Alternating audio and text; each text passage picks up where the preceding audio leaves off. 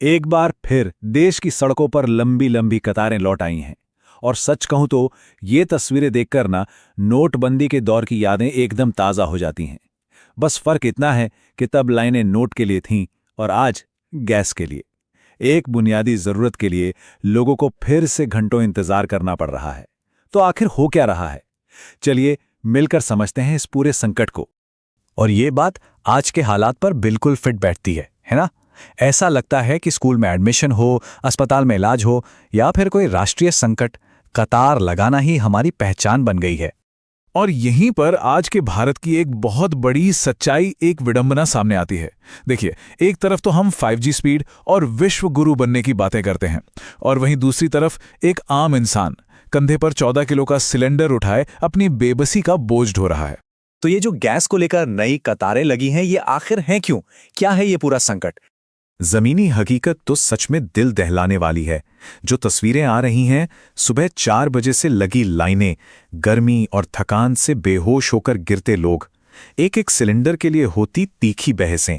गोरखपुर हो या नोएडा, शहर हो या गांव, लोगों के सब्र का बांध अब टूटता दिख रहा है। अब सवाल ये उठता है कि भाई, लड़ाई तो हजारों मील दूर हो रही है, तो उसका असर हमारे आपके किचन तक कैसे पहुंच गया? 7 समंदर पार छिड़ी एक जंग हमारी रोटी पर भारी कैसे पड़ सकती है? चलिए इसे समझते हैं। तो इस पूरे संकट की जड़ें एक दूर के युद्ध और हमारे अपने सिस्टम की कमजोरियों में छिपी हुई हैं। इस कहानी का सेंटर पॉइंट है होर्मुज जलडमरू मध्य। अब ये है क्या? आसान भाषा में समझिए कि ये एक सुपर बिजी समुद्री हाईवे है जहां से दुनिया का बहुत सारा तेल और गैस गुजरता है। और अभी ईरान इजराइल तनाव की वजह से ये रास्ता काफी डिस्टर्ब्ड है। अब ये जो नंबर स्क्रीन पर है 60%, ये छोटा मोटा नंबर नहीं है। इसका मतलब है कि भारत की आधे से ज्यादा गैस सप्लाई इसी एक पतले से रास्ते से होकर आती है। तो जाहिर है, जब इस हाईवे पर जाम लगता है तो हमारे देश के किचन में चूल्हे ठंडे पड़ने लगते हैं। ये आंकड़ा हमारी निर्भरता भी दिखाता है और हमारी कमजोरी भी। लेकिन रुकिए, अगर ये ग्लोबल प्रॉब्लम है तो फिर भारत पर ही इसका इतना बुरा असर क्यों दिख रहा है? यहीं से कहानी का एंगल बदलता है और बाहरी संकट से बात हमारे अपने सिस्टम की अंदरूनी कमजोरियों पर आ जाती है।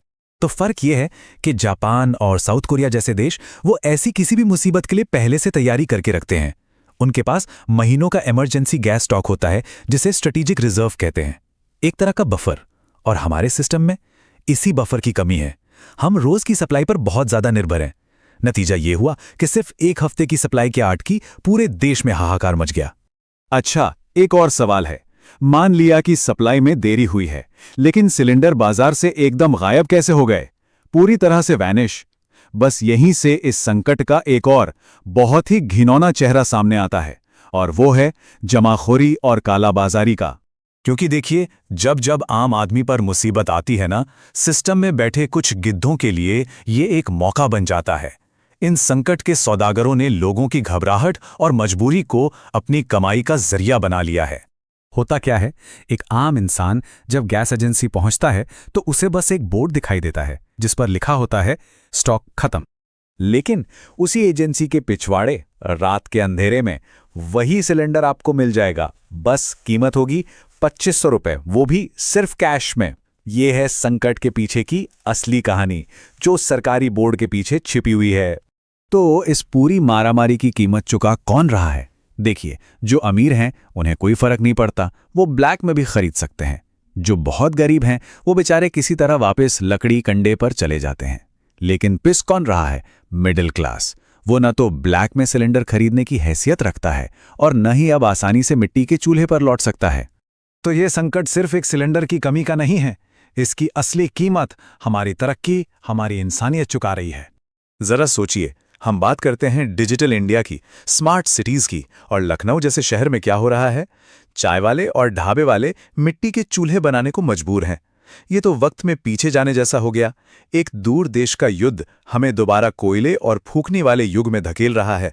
और शायद इस संकट का सबसे दर्दनाक चेहरा अयोध्या में देखने को मिला। राम रसोई, जहां रोज हजारों श्रद्धालुओं को मुफ्त में खाना खिलाया जाता था, आज उसके दरवाजे पर ताला लगा है। ये दिखाता है कि इस संकट की आंच आस्था के केंद्रों तक भी पहुंच गई है। और उस रसोई के बाहर जो एक नोटिस लगा है ना, वो हमारे पूरे सिस्टम की असलियत बयां कर देता है।